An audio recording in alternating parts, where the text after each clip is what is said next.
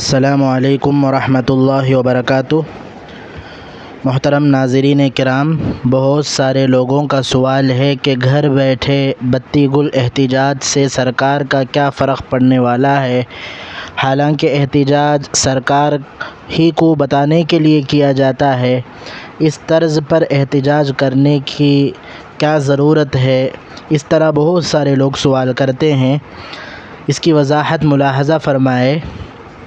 بتی گل احتجاج یعنی طے شدہ وقت پر تمام لائٹس بند کر کے خاموش احتجاج کرنا، ایک علامتی اور پرامن طریقہ ہوتا ہے۔ کسی سماجی، سیاسی یا انسانی مسئلے پر توجہ دلانے کا ایک پرامن طریقہ ہے۔ اس کے کئی فوائد ہیں، ان میں سے میں آپ کو چند چیزیں بتانا چاہتا ہوں۔ نمبر 1، اس سے آگاہی پیدا ہوتی ہے، یعنی جب لوگ ایک ساتھ مخصوص وقت پر بتی گل کرتے ہیں تو وہ لوگوں کی توجہ اپنی طرف کھینچتے ہیں اور مسئلہ عام گفتگو میں آ جاتا ہے۔ اور دوسرا فائدہ، میڈیا کو ریچ حاصل ہوتی ہے۔ اجتماعی اور پرامن عمل میڈیا کو متوجہ کرتا ہے، جس سے مسئلہ بڑے پیمانے پر اجاگر ہو سکتا ہے۔ تیسرا فائدہ، متحدہ پیغام دیا جاتا ہے۔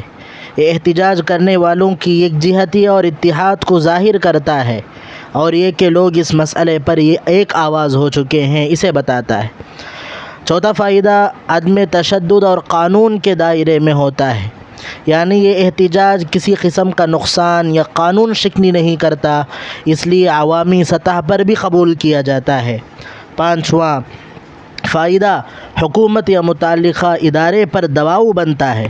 جب عوام کی ایک بڑی تعداد کسی عمل میں شریک ہو تو ادارے اور حکومت سنجیدہ ہونے پر مجبور ہو جاتے ہیں۔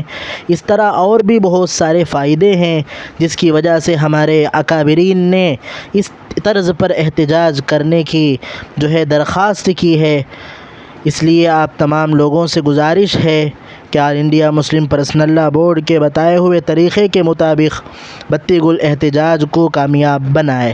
السلام علیکم ورحمۃ اللہ وبرکاتہ۔